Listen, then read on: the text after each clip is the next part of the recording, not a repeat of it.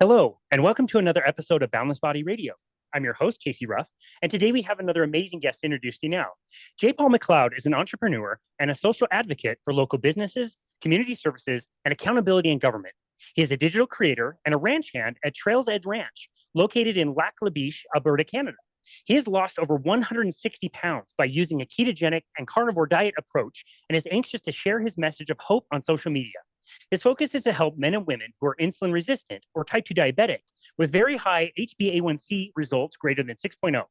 Paul helps people learn and understand that they can overcome their carb addiction and regain control over their metabolic health with the use of a low carbohydrate, healthy fat diet, regardless of whether it's classified as low carb, ketogenic, ketovore, or even strict carnivore. Paul understands and promotes the effects of how this change of diet can have on the physical, mental, and spiritual health for anyone who is blindly following the standard American diet, which is massively unhealthy and is now causing serious health issues all around the world in any country that is adopting it. You can find Paul on Instagram at Paul McLeod or on Facebook at Paul McLeod.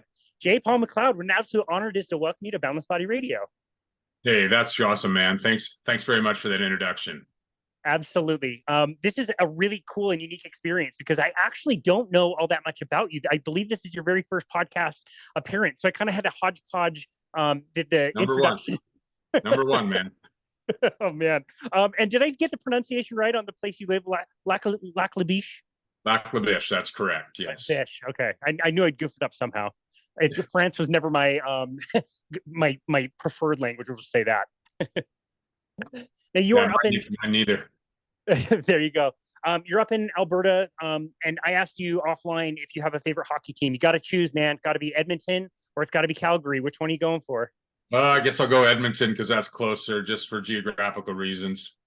I love that. They had some good years with Gretzky there in the late 80s. But I was growing up here in the Salt Lake Valley, and our AAA affiliate when I was just a little kid was the Salt Lake Golden Eagles, and they were the affiliate for the Calgary Flames. And so I grew up just absolutely worshiping the Flames. I got to see Theo Fleury play here when he played before he went pro, and it was an amazing experience. Oh, that's awesome, man. Cool. Great memory. Great stuff. Yeah, very cool. I've got some family that came from Alberta as well. And all I know about it is it's very cold. Obviously, there's lots of oil, and your beef, Alberta beef, man, is the best in the world. Is this true? It is the best. Yeah, Alberta beef rocks the world, and I grow it right outside the door here. Wow, that's phenomenal. I love that. I would love to put it up against the beef that I got in the area of Brazil, the southern part of Brazil that I used to live at that also had just amazing beef. But yeah, everything I hear about Alberta beef is just the best. Yeah, right on, man. Right on. So cool. Well, I actually just got off the ice. So just did a little skate with some of my buddies, and we had a good time. And as I was driving to the rink, normally that would be the time that I would be listening to some of the interviews that you'd done in the past and trying to learn a little bit more about your story.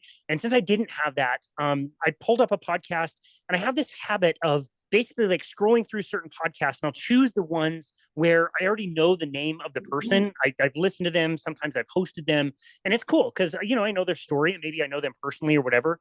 And I tend to kind of scroll past the names that I don't know. And I realized today, even just with the Low Carb MD podcast, it was a name that I didn't know who this person was.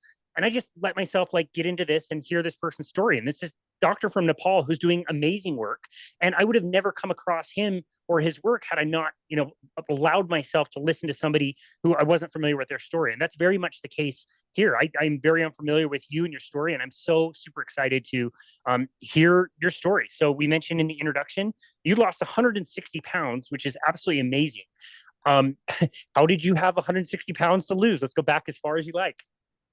So let's take it back to entering grade 8, going from elementary school in our system here in Canada, and I moved into high school in grade 8. And I remember they weighed us all, and I weighed 200 pounds going into grade 8 as what we would consider a junior in high school. I was a big guy. Basically, I weighed what I weigh today. Today I'm 204 pounds, and we grew up in a culture where we ate a lot of processed foods. We ate a lot of pasta. We ate a high carbohydrate diet. Not too much meat because meat was more expensive. Mom cooked a lot of home baked meals, and of course it was a lifestyle where everything was fat free because that's what we were all told to do. And we I struggled with weight. I can remember, being 18 and then 21, and I was very physically active and in all kinds of sports. And it just seemed like there was this weight issue just continued to get a little bit bigger. And eventually you finish school and you start your first business, and you're going out, and of course you're making a little bit of money. So you go to restaurants to eat dinner. And of course it was a high carbohydrate lifestyle, high carbohydrate, high processed, all kinds of sauces, all kinds of fries, French fries. And I just metabolically continued to grow and gain weight. And it was this slow process to where, 240 went to 250, went to 260. And then ultimately, in my, when I was 40 and today I'm 53, it was like, okay, I need to lose 100 pounds. I'm very, very overweight. So I went on a very, very low cal restricted, 1,200 calorie a day, quote unquote diet. And I hated it. I hated life. I hated having to live, and I hated having to drink those drinks. And the quality of life was extraordinarily poor. Now, I did lose a little bit of weight. And of course, the minute I stopped doing that, went back to the carbohydrate lifestyle, I immediately put all that weight back on. So I kind of resolved myself to the fact, between the ages of 40 and 50, that, hey, I guess I'm just a big guy, and I'm going to be overweight, and I've got a big belly, and I'm fat, and that's the way it is. And here's all there is to do it. And that was really frustrating and super disappointing. And, I had an aha moment where I got a phone call from a good friend of mine, and he wanted to know if I knew of a particular gentleman who was pretty much the same age category that I was. And we had shared some previous history, and apparently this gentleman had succumbed to a massive heart attack, and he had a stroke, and he died in his sleep. And this friend of mine said to me, this is a big wake-up call for us all. And I went over and hooked up to a blood pressure cuff and took my blood pressure, and realized that my blood pressure after getting this news was through the roof. And I was, like 188 over 140. Well, we decided that might be a good idea to get in the truck and drive to the hospital under the circumstances. And we did that. And we got to the hospital, and of course they hooked me up to all kinds of stuff, and they did all kinds of tests, and they took my blood. And the long and short of it all is, a few days later, I get a phone call, and they say, you need to come in and see the doctor. And the doctor tells me, Mr. Paul McLeod, you are a raging type 2 diabetic, and you've probably been one for quite some time and you didn't know it. Your HbA1c is far north of 8.9, and you have hypertension, extreme, and you're massively overweight, you're obese. So you're in a very, very high risk category for just about any and every problem that I didn't really want in my life. And the doctor gave me a prescription and said, here you go. You're going to take all these pills for the rest of your life. Well, I didn't like that very much. And I went home and thought, I don't know how to fix this, because if I did, I wouldn't be here. But what I do know is if I could make myself a type 2 diabetic, a situational diabetic, in other words, something I did caused me to become this type 2 diabetic, I needed to go find out if it was possible to become a non-diabetic, or as I refer to it today, a type 2 diabetic in remission. And the reason I say in remission is because if I was to go back to a high carb lifestyle, I would immediately be type 2 diabetic again. In other words, I would make myself into that type 2 diabetic category that puts you in that 75% risk category for that huge circle of all those problems that are going to potentially end your life. So I began to search on YouTube and search, how do you lower your HbA1c? How do you become non-type 2 diabetic? Does anyone else out there have a solution other than taking, copious amounts of metformin and potentially down the road starting injecting myself insulin? And I started to listen to the content creators. I started to listen to the people that were talking about the fact. And I happened upon one particular gentleman that I like to plug because he's not doing it for any monetary gain, and he's giving it away for nothing. and I ran across some material from a fellow by the name of Dr. David Unwin in Northumberland, England. And Dr. David Unwin has figured out in his medical practice there that if you start educating clients about the sugar content in what they're eating, that they can naturally start to reduce their blood glucose levels and begin to lessen or reduce their demand need for either insulin or, in my case, metformin. I was also very fortunate to run into a pharmacist who also stands nothing to gain by the name of Curtis in Cold Lake, Alberta. And Curtis took the passion to sit down with me for over an hour in the Cold Lake Walmart pharmacy and introduce me to a tool that I call a constant glucose monitor that I put on my arm over here. I downloaded an app to my phone, and this gave me a fuel gauge. Now I had a way of monitoring 24/7 what was happening to my body. So I could learn how my body reacted. So if I went out and ate some pepperoni sticks and I wasn't careful about what was in those pepperoni sticks, I would have this massive insulin demand from my pancreas because I had too much sugar in my body. And I realized, oh, well, I guess we need to add that to the list of things that aren't good for Paul McLeod's body, because I began to realize or learn that when I created a high demand for my body to produce its own insulin from my pancreas, that caused my fat cells to store sugar, which is what I was actually fat. It wasn't that the fat was there, it was the fact that the sugar was being stored in the fat cells. And in my case, it was 100+ pounds over all this period of time, because it's sort of like a filter that just keeps getting more and more and more plugged until finally one day, all of a sudden, it breaks. And so we got the constant glucose monitor, started putting those on. I paid full price for every single one of them, wore them for probably 16 months. And it almost became a bit of a game where I could see, oh, I kept my blood sugars fairly common and fairly steady over the last 24 hours. I was able to have a nominal average of like 5.8 or 6.0 in terms of the up and down. And I began to see through the app that was creating a situation where the mathematical algorithm that particular program gives would tell me that, oh, in 90 days, you're going to have an HbA1c, Mr. McLeod, that's going to be down around 7 as opposed to over at 9. Now, here in Canada, they have decided medically that if your HbA1c is north of or above 6.0, you're a type 2 diabetic. And I realize that's not the case all the way around the world. In the United States, they've put the numbers a little bit higher. But the goal here is, if we want to be metabolically healthy, if we want to be 55-year-old fit dads, we want to try to get our HbA1c down around 5.1, 4.9, which means we're going to need to eat really clean. We're going to need to reduce the amount of insulin that our body needs to create in a 24-hour cycle.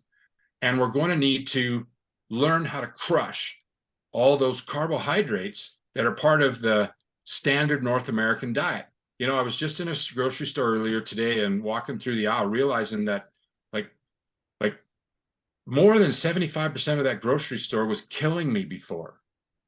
And I no longer participate in that today. That's not a part of my lifestyle. I eat a very clean, simple processed salmon, beef. Obviously, I raise beef here. We have a bull and a cow-calf operation, and I butcher. And so far in this last year, I've eaten 2 full cows.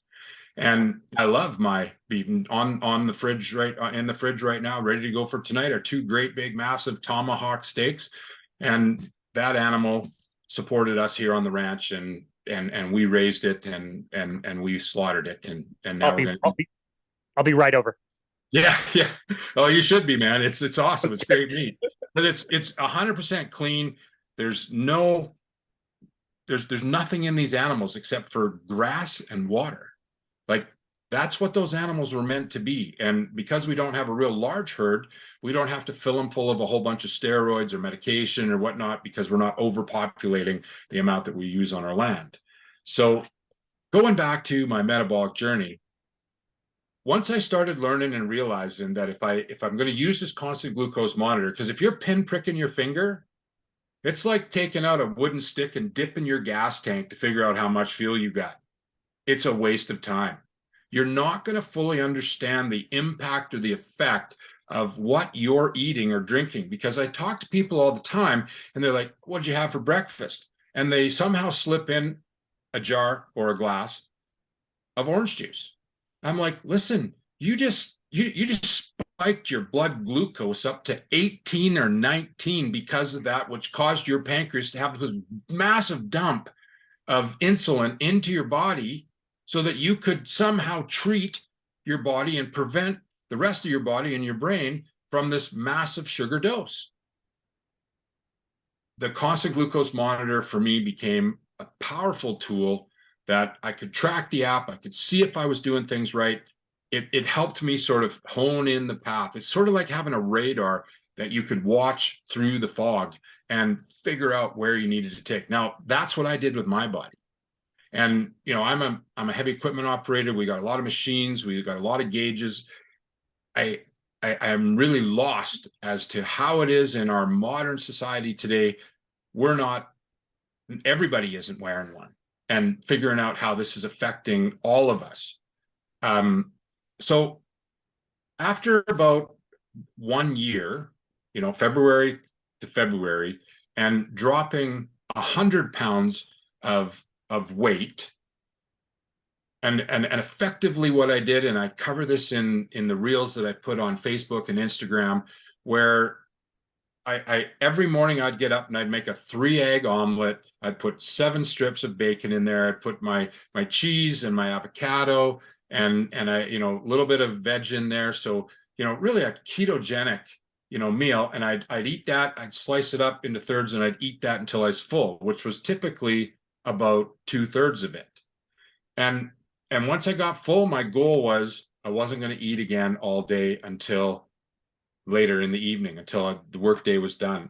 So that's had 2 significant benefits. Without really realizing it, I was starting to do what I call soft intermittent fast. And I hadn't learned about intermittent fasting at that particular time. And I was watching people talk about it, but I made sure that my stomach was full, that I had really great protein. Eggs are the world's most amazing protein. And put the bacon in there. And at that time, I didn't really understand, but the bacon's got the fat in there. So I was getting my energy from the fats that are coming from bacon. And throughout the day, I would drink, water and whatnot. And back in those days, I was buying all those keto snacks from Costco that say keto this and keto that. And I'm not trying to run it down, but that's why I called it dirty keto. I didn't nail it down. I didn't get it right, Casey. As a matter of fact, one of the most important things that I need to communicate with people is you don't have to get it all right for this to work. I certainly didn't. I hear from people on a daily basis, oh, I cheated, or I did this, I did that. I don't see it as cheating. I see it as real life. This is just how we need to clean it up and start to learn. And it doesn't happen overnight. It doesn't happen in 90 days. It's generally changing our lifestyle and getting more and more in tune with what our metabolic body needs. So once I dropped down that 100 pounds, and I've been watching, the other online social media content creators. I've been watching Dr. Chafee and Dr. Sean Baker, and I've been watching Dr. Philip Ovadia, and I've been watching, Dr. Barry and David Unwin. And these guys are all talking about going even lower carb. And they're talking about going carnivore. And I probably spent about 3 to 4 months going, well, isn't that funny? I grow the meat right outside the back door here, and we butcher it and throw it on the barbecue on a regular basis. Like, is it really possible that I could just go ahead and live on nothing but beef, bacon, butter, and eggs? And finally, a friend of mine we just decided, yeah, okay, we're both going to do this 90-day beef, bacon, butter, and eggs challenge. Like, that's it, man. If it's not beef, if it's not butter, if it's not eggs, we're not eating it 90 days. Let's give it a go. Well, it crushed my carb count down even lower.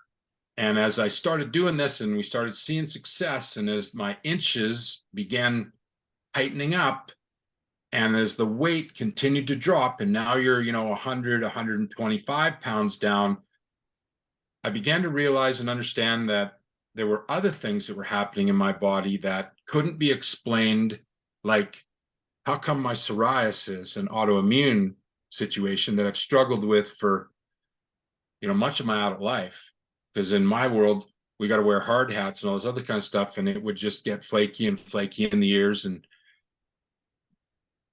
Casey, it's gone. It's gone away. And they tell me that is an incurable, here's a fancy shampoo, here's a bunch of creams to rub, when they don't work either, by the way. I tell you, man, carnivore, it cured that autoimmune disorder. I started noticing that my skin began to change. And people started commenting to me, and I started hearing things from people like, "Are you Paul's brother?" Like, they thought I was someone else. I looked like Paul, but I must be someone else. Different human. And we got to a point, and carnivore, they were coming to the end of the 90 days. It's like, I don't see any reason to stop. Like, I'm feeling phenomenal. I've got way more energy. I don't need to sleep as much. Oh, and by the way, through this whole process, and I recommend to anyone that's going to do this, in Canada, you can go in to your GP and you can say, hey, it's my 90-day blood panel. I'd like you to get all my blood work done. And if you talk really nice to them, they'll go ahead and add all those other markers to your blood work. So in my case, every 90 days, I've been monitored very, very closely, including my T, including my LDL, including my, all of these different markers, because I wanted to know, how's my body performing? What's going on?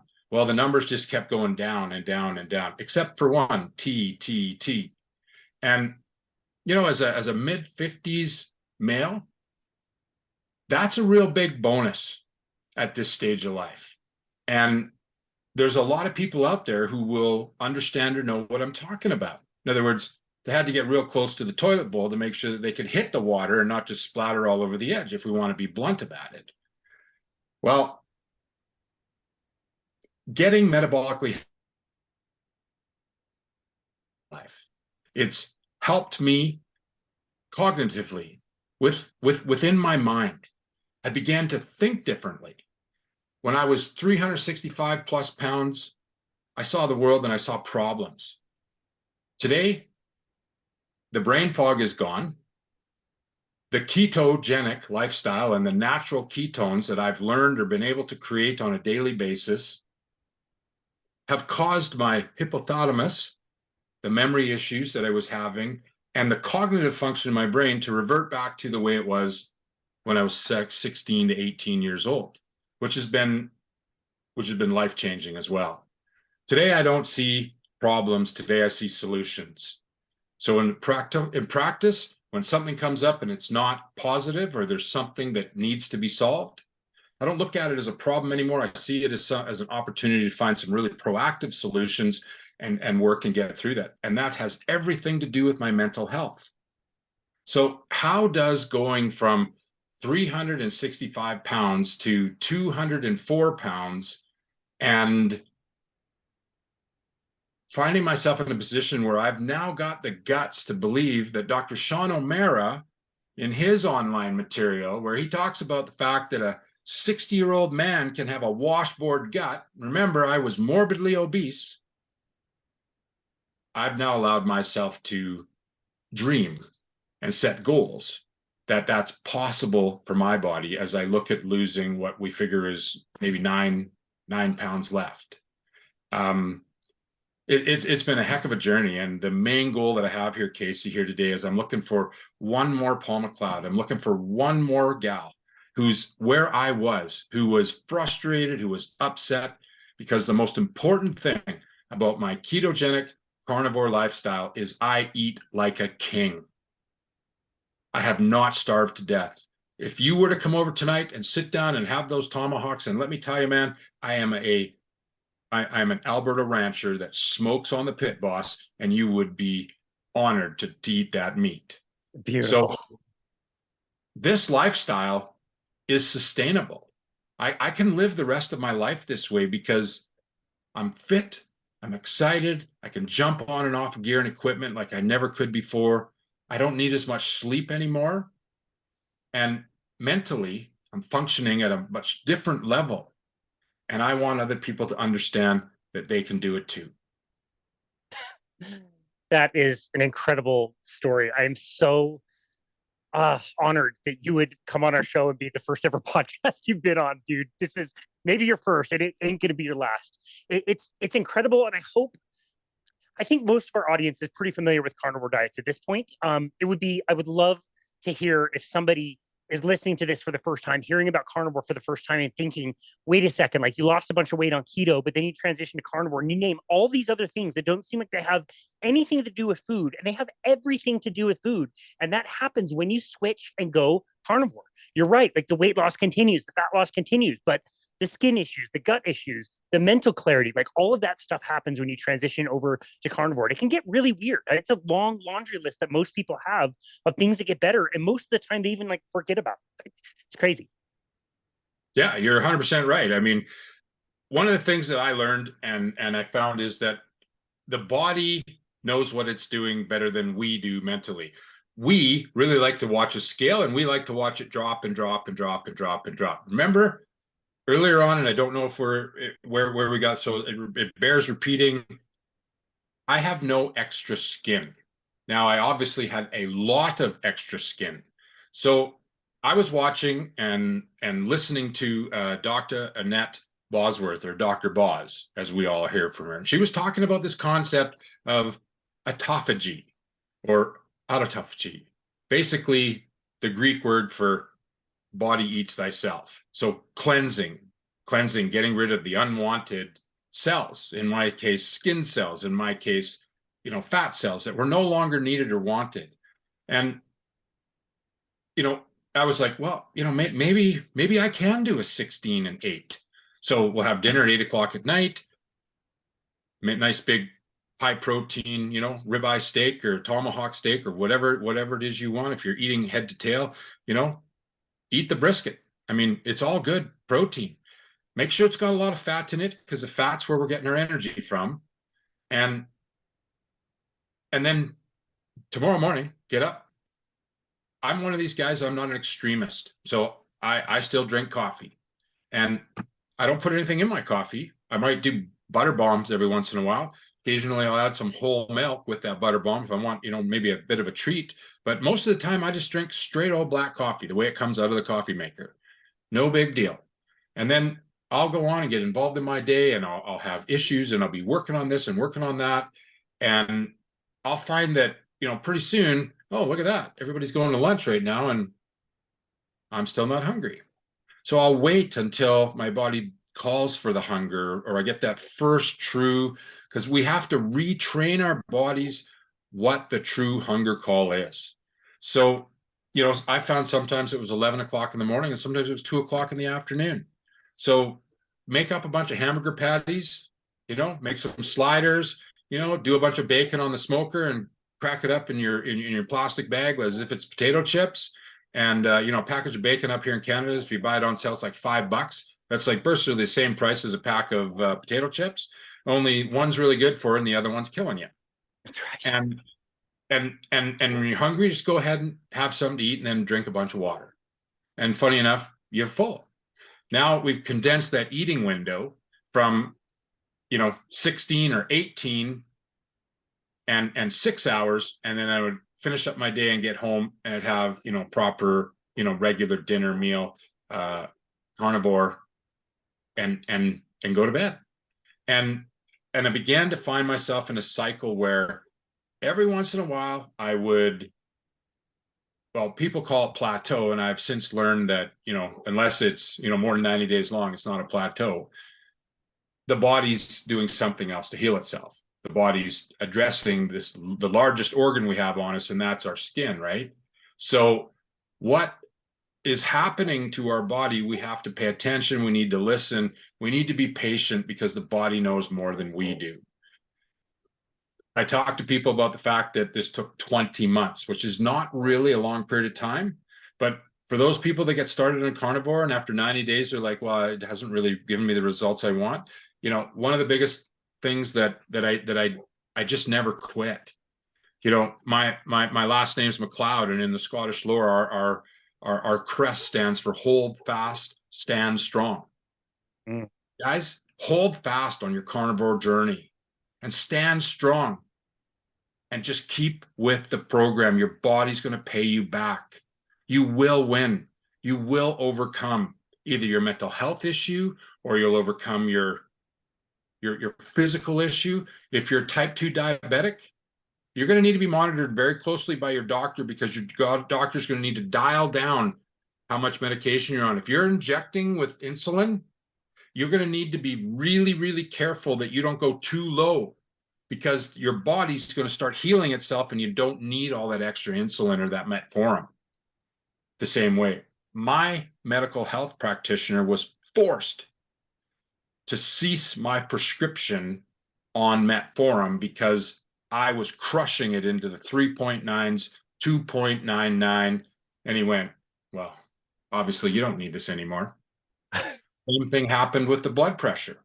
The blood pressure meds, my blood pressure just kept going down and getting better. So really important tip that you need to monitor it. You need to be really careful and understand the relationship between this medication and this improvement in your metabolic lifestyle, which some people would call a diet. I call it a lifestyle today. Yeah, I really appreciate that. Yeah, awesome tips, and really such an interesting journey. Now, when you're talking to your practitioners as you're going through this process, they're deprescribing medication. I would expect them to not know necessarily how to do that, because I just don't write another prescription. But were they curious? Did they want to know what was going on with you?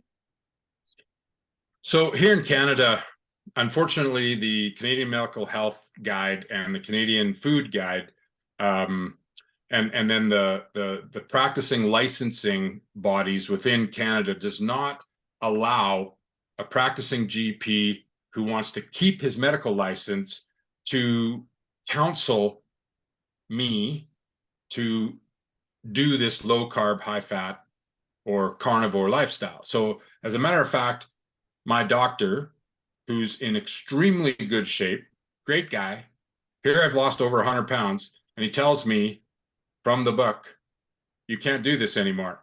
You got to stop. And, you know, wink, wink, nudge, nudge, you know, like whatever you do, keep doing. He's just making sure he's dotting his I's, crossing his T's, keeping to the place where. One of the things I really appreciate and I admire so much, Dr. David Unwin over there in England, is he has been a pioneer over the last 11 years within the English medical healthcare system, where he's actually advocated at the legislative level to get it to the point where he's now able to charge and counsel his own patients in his own clinic.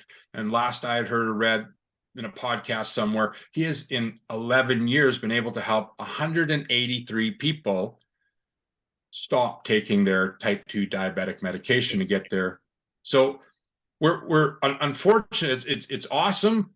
But if we go ahead and macro that number out and look at it in the whole world, it's a really, really small number. And there just aren't enough Paul McLeods right now. There needs to be, I don't need to be one in 8 million. I need to be 1 out of 1,000. Like, we need to find and help more people overcome their carbohydrate addiction, get off their sugar high, and start leading the proper human diet and eating a non-processed food lifestyle, so that they can be metabolically fit, so that they can go skiing with their kids, so they can go out and do what you did, go skating with their buddies today, so they can go out like I did and ranch and go chop a hole in the ice, because we haven't got enough snow, so we've got to go chop an ice so that those cows can drink 80 liters of water each a day. Oh. It's funny. People say to me, Mr. McLeod, do you ever go to the gym? No, I've never been to the gym. I've never been to the gym, and I look like this. And that's awesome.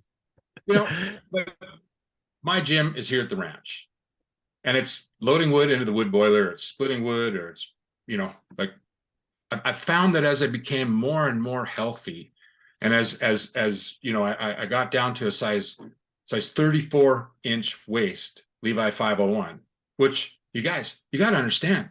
I had coveralls that were 54 inches. I had jeans that were 48 and 50 inches. Wow. Like, this is a massive, massive change. Wow.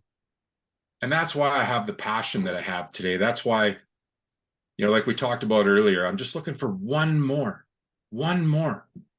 person who's willing to believe that they can get off their insulin or their metformin. Those drugs are terrible. They do terrible things to your body, and nobody seems to care about it. Well, Yep. It's pretty simple, people. Beef, Man, bacon, I love it. butter, and eggs. I love it. I love it. I sure like you, Paul. I could stand a few more of you around. That'd be great. It's fine with me.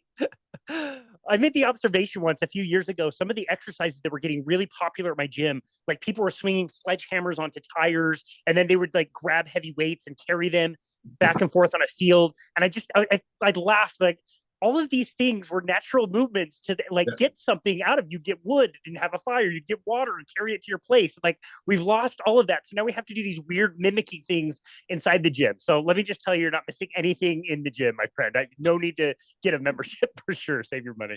No, not going. No. Yeah, good. Yeah, good for you.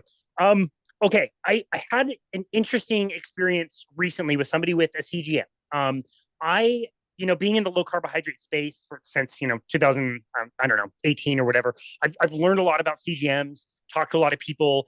They tell me how amazing it is to like find the foods they like and what keeps their CGM this really boring kind of a roller coaster where it's not really going up or down, it just stays flat. Yeah. And so I was on vacation in Mexico. I ran into a woman. I could see that she clearly had one on the back of her arm. And I said, "Oh, cool. Is that a CGM?" She said, "Yes." I said, "What do you think? Do you like it?" She's like, "Yeah, it's great." And she kept emphasizing the point that it was way better than sticking her finger. And I thought it is for sure. Like, I agree. But that was kind of like the main point. She never really talked about how it helped her identify foods that were good or bad for her. She didn't talk about whether it helped her lose weight or not. She just said like 2 or 3 times, like, this is better than sticking your finger, which you're so right. I love the analogy that you gave of like, if you stick your finger, you get that one shot in time of what's going on in your blood. That doesn't tell you anything about 5 minutes before or 5 minutes after. And so the CGM is just such a better tool to see in real time what's actually going on. And anyway, she was, showing me some of the features, and she opened up the screen and it flashed and said that her blood sugar was like 275 or something. It was a really high number. And I think she was a little embarrassed because she closed her phone, but you could tell that like there wasn't a ton of like education that somebody put into her to say like, no, use this tool to then show you what the flat causing foods are for you, basically keep your blood sugar as flat as possible. And so she wasn't quite there yet. And so going back to when you got your first one and learning how to use that as a tool, was it the pharmacist that kind of took the time to educate you about that? You said he sat you down for at least an hour and kind of talked about it, but is that part of what he did, is teach you how to use it? Or did you just find that over time the tool is so amazing you just learned how to use that yourself and gamify it, like you said? Yeah. So one of the options within I received nothing from these people, so I used the freestyle, and then ultimately they've come out with the freestyle too. So those are the ones that are locally available to me that I can run down to my local pharmacy and buy one, $115 every 2 weeks. And it syncs with my phone, and it seamlessly communicates now with my phone through Bluetooth. And here's the real key figure. What's really important is what your average number is, not what your high and what your low is, because you can spike very like an athlete or someone who's in terrific shape like you are, Casey. You can go out and you can eat one of those little Ruffles potato chips, the little tiny one, like whoever has just that many potato chips. And if you were to have a constant glucose monitor, you would see that you would spike up to 18 or 21 instantly. So that's in a metabolically healthy man like yourself, who's in great shape and isn't insulin resistant, you're still putting this phenomenal strain on your body and causing your pancreas to produce all this just in those 18 tiny little Ruffles potato chips. So all of a sudden you start looking at it and going, maybe those aren't really all that good for me. Maybe all those canola oils and all those monosodium glutens or whatever is in that, and the potatoes and whatnot, maybe that's actually hurting my body. And now we've got a tool that we can go ahead and see that. So it's that daily average, you know. Now here in Canada, I realize, and I heard before when you mentioned some of the numbers, and you guys do it in a 100, and here we do it you know, like 6.1 or 6.5. And I have figured out the math before, but I don't remember it right now. But I've certainly watched Annette Bosworth as she's run the numbers. So she's really into doing that, and kudos and all the great to her. And hey guys, if anybody wants to go talk to somebody or watch somebody on YouTube that's really dialed this in, Dr. Annette Bosworth, in my opinion, has really got it down. So the constant glucose monitor is how we continue to watch and see what our daily average score is. And within the Freestyle app in your phone, it gives you what your daily average was. What was your weekly average? What was your 14-day average? And now you can really start to dial this in, because it's that long-term over the period of time that begins to really impact the degree to which you are either insulin resistant or healing. And the point or the exercise here is you want to heal. Now, as you're lowering your blood glucose level and you're becoming more natural or normal, or in Elon Musk world, they would call it nominal, we're trying to get to a place where our body realizes that we're not in metabolic fatigue anymore. There isn't a big issue happening, and we can start to release that weight, and our body naturally goes into a state of ketosis. And in ketosis, our liver begins to take some of that additional fat that we've got stored in our body, and it will start to convert it back into ketones. Now, the really cool thing about ketones is, first of all, it's the one thing that's going to have an enormous impact on your brain, on your mental health. Every baby that's born into the world, I've learned, is born into the world in the state of ketosis. And so ketones are not a bad thing. The other thing that's really cool about ketones is once you convert some of that metabolic fat and sugar into a ketone, you either do one of two things. If your body doesn't use it for energy because you're not active enough, and if your brain doesn't need it for mental health, you either urinate it out and you can get a pee strip and you can actually see that happening, or you get keto breath. And some people say, well, I don't want keto breath. Well, I'll tell you what, I don't want to be 365 pounds. So I'll deal with keto breath. That's a practical problem that I can address. Good point. So this is where we get into the part of the conversation where we're getting a little more advanced. We're now down, 125, 135 pounds. It's getting harder to lose the weight. I got to work a lot harder to continue to cut or get my metabolism going. And now we start looking at the macros. How much fat have I got in my diet? Because I kept listening to Dr. Chafee and Dr. Barry and the ketogenic woman, talk about how they're doing fat bombs and I'll be honest with you, I came from a lifestyle and we grew up in a world where, well, we just didn't eat any fat. It was like we ate the low fat of everything. Hey, if there's a news flash for anybody today, I eat a tremendous amount of fat, animal fat today, bacon fat and ribeye fat and the fat off my animals. And I'm in the best shape of my life in the last 50 years. So that has a significant impact on, my metabolic health and how healthy I've been able to become. There's one more little trip or tip that I added, Casey, that I'd like to talk to you about that helped me go from 215 pounds to 205 and 204 pounds. And Dr. Andrew Huberman interviewed a lady on one of his podcasts from Finland about cold plunging. Now, I live in what most people would consider a fairly Arctic or very northern climate. So for me to go ahead and put a bucket of water out there and try to keep it from freezing when it's minus 21 degrees out at night did not seem very practicable. It just won't work. So I work out in a hot tub in a swim spa, and I do a lot of my resistance training, and when I'm in the water at 104 degrees, and I warm my body up that way. And I thought to myself, I bet if I just stand out here and drip dry in the blowing wind at -21, it's going to have the same effect as you guys jumping in your backyard down in Arizona or Texas, and you guys are pouring ice cubes in it. I'm going to get just as cold until I start to shiver.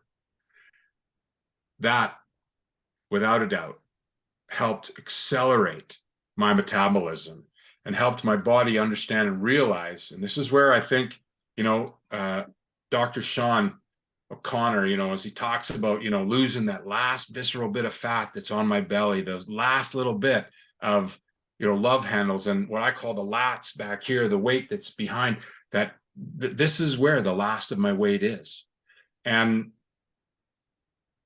it's been utterly fascinating to me just to see how you can take a low carb, high fat lifestyle, take and turn that into a ketogenic lifestyle.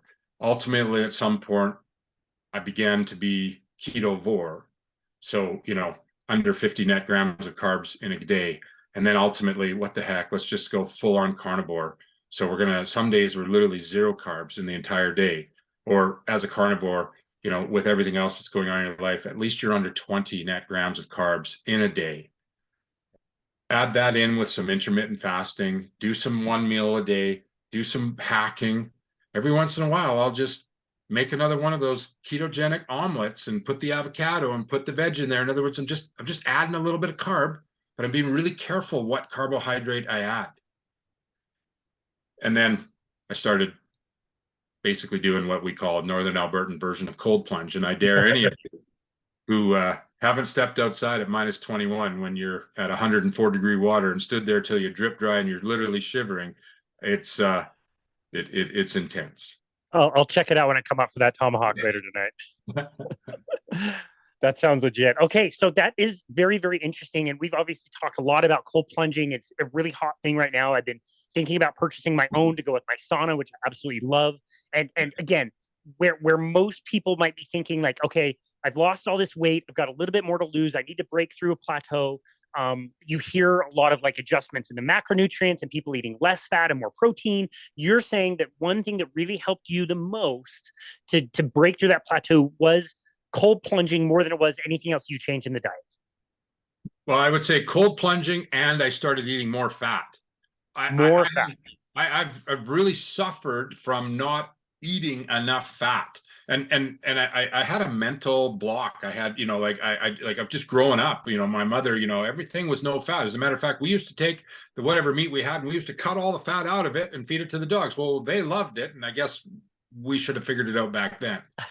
And what's interesting is like when we have an animal that we harvest here on the ranch, the ranch dogs, the working dogs, the dogs that protect the ranch, they all want the fat first. That's what they want because they realize and know that the nutrient benefit. God, man, none of these dogs are fat. That's right. None of these wild animals are fat. Like we've got to figure out and understand that all these people that are running around the grocery store looking at, how many calories are on this, listen, it doesn't matter. I don't care. I haven't counted 1 calorie to lose 168 pounds. What I have done is turned the package over and gone, how many carbohydrates in a serving? And if it's a number greater than 0, it's not on my list. And then look at the sugar. How much sugar is in a serving? And then you got to add the carbohydrate number to the sugar, and that's your total net grams of carbohydrate in that package. And it's funny because I was in the grocery store today and I turned to my friend and I said, I used to eat an awful lot of this. Isn't it funny that when I look at this, I realized that by the time I finished that whole box of oatmeal cookies, I was well in excess of 400 net grams of carbohydrates. And I did that every single week thinking that I was eating healthy. And no wonder I got to be morbidly obese. Yeah, I was just thinking in my head, like the orange juice example that you gave earlier, liquefied sugar. How in the world, in our evolution, could we have been able to do that if we wanted to? That was not a thing. And now it's so ubiquitous, nobody even thinks about it. So yeah, a box of oatmeal cookies you think is fine and has some fiber or whatever. Like it all adds up to be this the crazy amount of carbohydrate that people are taking in, and everybody's getting so sick, like you said. So I think that's a really good example and something to definitely keep in mind. So okay, here's another good example. So last week, we released an episode with Maria Emmerich. She's amazing. She's been in our space for a long time. She is wonderful with creating recipes for people, and she was kind enough to send me a few of her cookbooks, which are amazing and beautiful and have lots of good recipes. Well, as you know, as I know, if you've been doing this long enough, a carnivore recipe is steak, is salt, is eggs. Like there's nothing. You don't follow recipes anymore. It's just like burger patties. Like it's so simple. You don't need to like follow recipes. And so one of my clients just started on her low carb journey. I said, hey, I've got this cookbook for you. I hope this really helps you. I think this would be great. She's like, oh my goodness, wow, that's amazing. Are you sure you don't want to like have it and enjoy it? And I'm like, I'm kind of past that point. Like this was really helpful for me when I was getting started. I needed to see some of these recipes, and it was helpful to, try to use almond flour, arrowroot powder, whatever the hell else we were using back in the time. And I'm past that now. So people might be listening who are listening to us, and we're talking about carnivore, and it's so simple, and cold plunging and standing out, drip drying outside and 20 below. And they might think like, okay, this is not possible for me. I can't do that. It's too big of a jump. It's too big of a commitment. How do you help people understand that they just need to start? And what things do you recommend for people in the very beginning? So in that's an outstanding question, and it's something that needs to be addressed and needs to be super clear, because I have to remind myself that who I am today and how I'm eating, or even how I'm coaching other people, or even the reels I'm making today, I have to find myself back in my iPhone and go back to those pictures from 3 years ago and remember the life and the lifestyle and how I live. So the number one thing that I tell people is the first thing you need to do is you need to figure out what the net number of carbohydrates in a given day is that you're actually eating. So I didn't know what a carbohydrate was 2 years ago. I had no idea. Everybody had always talked to me about calories. So I might upset some people with this statement, but it's worked for me. So that's all that I really care about. I don't care how many calories you're eating in a given day. What I cared about was how many carbohydrates did you eat in a given day. So Dr. David Unwin and his group over there, they did all these lovely little charts that help you figure out that if you eat a bowl of oatmeal and half a bowl of oatmeal, just rolled oats, that good old fashioned that grandma made for us that I grew up with and I've had, I don't know, thousands of times, there's 4 point whatever, so let's just call it 5 for the math, cubes of sugar and half a cup of oatmeal. And I don't know about you, but I never ate just half a cup of oatmeal. It was usually 2 cups. So now we're at 5, 10, 15, 20 net grams of sugar. So if we just stacked all those sugar cubes up, 20 of them, of course I had my coffee, which had to be a triple. So now we got another 5 cubes of sugar in there as well. So now we're at 25 cubes of sugar. We got to add that bagel. That bagel, if we go to Dr. Unwin's group and the low carb down under and their group and the work that they've done to put all these little charts together, now all of a sudden we realize that there's another 7 net grams of carbohydrates or sugar cubes in that. So now we're getting close to 30. Then I put my peanut butter and my jam on it. Let's just give it another 5, call it 35.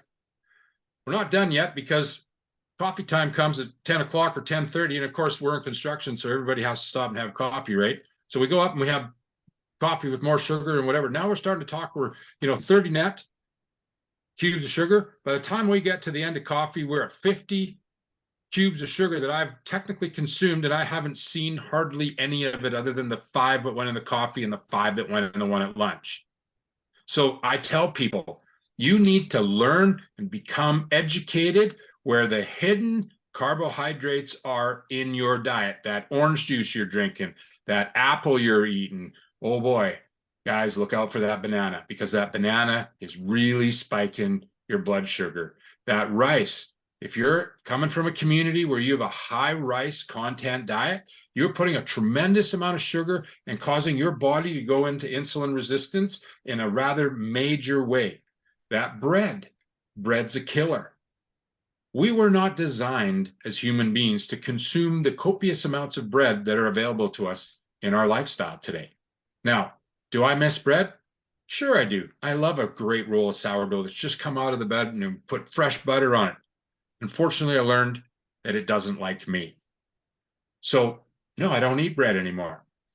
And, I want to give a shout out to, a buddy of mine that's, in his mid 60s and, semi-retired, living on a fixed income, 281 pounds. Wasn't sure if he could do this. And so we just sat down, talked about it, and counseled, let's cut the breads out, let's cut out the complex carbohydrates, and the not, let's go to more simple processed food. So he made a deal with some people to trade some of his services for some of the elk meat that they had, and basically ate elk and ground beef and a little bit of bacon and some eggs. And 60 days later, the guy's down 25 pounds, and he's in his late 60s. And that kind of a change can make a major impact on a person's both physical health, but also their mental health, because you start to feel better about yourself. And all of a sudden, this problem that's been marketing out of control and out of control and out of control, you begin to realize that, well, this actually isn't anywhere near as complicated as I thought it was. I just need to eat right. So if you're wondering if this will work for you, the most important advice I have for you is you don't have to get it all right, but you do have to start, and start over and over and over again, and hold fast and stand strong. Love that. I absolutely love that. That's fantastic. Now, somebody might be listening or watching this and seeing you and how healthy you are and how vibrant you are, and saying like, yeah, the physical benefits sound okay. The mental acuity sounds way better. Higher testosterone, all these benefits are great, but maybe Paul's just using this to be a social media influencer. I have to ask you, what made you so lit up that you wanted to share this on a platform that you may or may not have had a ton of experience with? So I didn't have any experience with it. I reached a point where, I guess if I'm being completely honest with you, like my own adult children didn't really want to have a whole lot to do with me in my life. And, I was metabolically a mess. I was this huge fat dad. And, my kids were becoming young adults of their own and blah, blah, blah. And I thought to myself, maybe one of the best ways that I can eventually reach, my 3 children is I'll just start cutting and making these reels. And eventually someday they'll see that, hey, dad, made some changes to his life. And hey, dad, became a little bit better. So at the very beginning, I did this for Matt, Rachel, and Elizabeth. And ultimately, I began to get some feedback, and some people would start saying to me, oh, you know what? That's really good stuff, Paul. Or boy, that's really, that impacted me in a way. And then a good buddy of mine, and he was well over, 475 pounds and, 8 to 10 years younger than I am. He joined me and sort of became my running buddy in our low carb ketogenic lifestyle. And we both went and snowmobiled together, and we both went and played together, and like we both had active lifestyles. We're just both really, really big fat men. And he began to see some of the same success that I was seeing, and that success turned into, in his case, more than 174 pounds of weight loss, and has revolutionized his life, his family, his experience with, like, do you realize we are far more competitive snowmobilers today than we were back when we were morbidly obese? And more importantly, we're able to influence the immediate people around us, the people that we interface or discuss with. So I began to realize and notice that I had a responsibility to share my story, to lend my voice, to find another person like Paul McLeod, because if I have one regret in this whole journey, it's that I wished I'd have learned about this 20 years earlier. The amount of pain and suffering that I would have been able to go away from, because today I don't have that arthritic pain that they told me I'd live with for the rest of my life. It's gone. And the brain fog and the ability to compute like I did when I was, 18 or 21 years old, well, that's back now. And I enjoy running my business. I enjoy serving my customers. I enjoy dealing with the ranch. I even have a different outlook today about my relationship with other family members. and how I interact and relate to them. Because I think in the world of men's mental health, I've actually found the elixir of how we as older or aging men don't deal very well with the concept that our mental health is affected, because after all, we're men, so it can't be a problem for us. I think there's so much more to what's going on here than just losing, 168 pounds. I'm super fired up about a goal that I set that came to me where it's like, I want to help enough other people like Paul McLeod lose 10,000 pounds in one given year. Where can we find enough people that all want to take the dignity of risk? Because that's really what you're doing. You're just investing in a concept where you are willing to put a little bit of belief in Paul McLeod or in Casey or in Dr. Chafee or in Annette Bosworth or Dr. Sean O'Mara or Dr. Philip Ovadia. I don't care who it is you listen to. That's not what's important. I think the reason people are doing this is because we're changing people's lives. We're saving people. We're actually getting people into the condition that we were metabolically meant to be. And we're fighting against a system or it's really a monetary, circumstance where the food and drug and alcohol, they want people to be on pills. They make money pushing pills. My doctor and my pharmacist are not making any money off me anymore, and they both laugh about it. It's not funny when you think about the fact that at my little pharmacist that I go to here in Boyle, he tells me that I'm the only person in 21 years who's ever been able to put his diabetes, type 2 diabetes, into remission. Well, we need to change that number. Yep. And that's my why. I don't make any money from doing this. I've really not even figured out, I'm not even trying to figure out how to make money doing this. What I am trying to do is I want to affect enough families right across North America that we can lose more than 10,000 pounds. Because that goal doesn't really involve me anymore. I can't lose much more than I've already lost. But what I can do is I can apply my intention and my passion and lend my voice and say, hey, if I can do it, so can you. I'm speechless, man. Yeah, it's awesome. I'm covered in chills right now. I absolutely love your work. I'm so glad that I didn't know as much about your story heading into this interview that I know now, and it's really powerful stuff. I love the goal. If there's anything any of us can ever do to help, I mean, just always reach out. But this has been incredible just to hear your story, and I really appreciate the way you have been able to learn the information that can be very technical and scientific, but also understand it at a certain level and be able to explain it at a certain level. And I think that makes it a lot easier for people to grasp. And again, to hear your personal story interwoven with all of it is just, it's so inspiring. And so I have no doubt that you'll reach your goal. And I am so excited for all the people that are going to come in contact with you and meet with you and be inspired by you, because it's really powerful stuff, man. It's been awesome. I've really enjoyed this conversation. It's definitely been one of my favorites. Where would you like people to go to find you and connect with you and your work? Well, at this point, really the only two things I got set up is the Instagram account that you mentioned earlier at J. Paul McLeod, and it's relatively new. So I try to go out there, once or twice a day and just give some tidbits and some thoughts and comment. A lot of the questions that people are asking me in the DMs, I'll answer it with a reel, so that a whole lot more people can get that answer, and that answer lives out there in eternity. The other place is my Facebook profile, Paul McLeod, and my Facebook profile is public. You can see everything I've been involved with ever since the day I started with Facebook. We don't sanitize it. We're not cleaning it up. I'm real. And this is just a normal guy that ranches in northern Alberta, who runs a sewer and water contracting company, who managed to figure out and was lucky enough to stick with it, because that's really the key, sticking with it.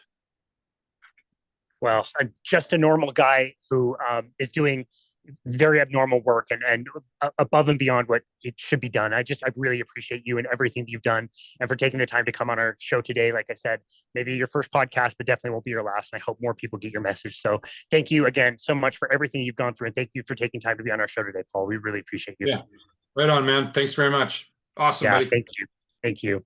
And this has been another episode of Boundless Body Radio.